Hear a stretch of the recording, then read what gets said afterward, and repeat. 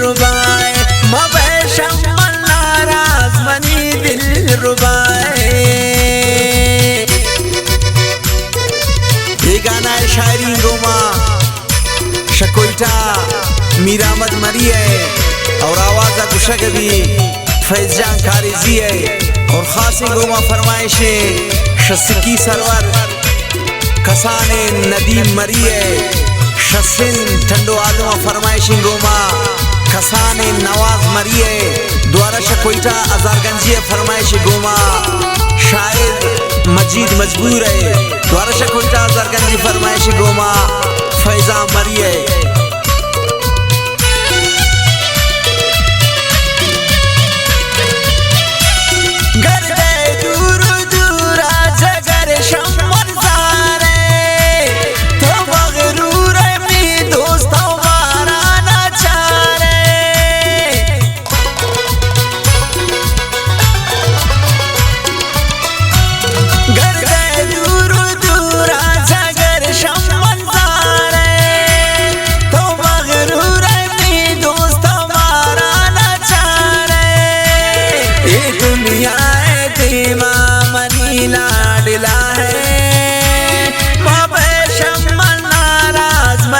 दिल रुबाए ये दुनिया दीवा मनी लाडला है मबैशम नाराज मनी दिल रुबाए।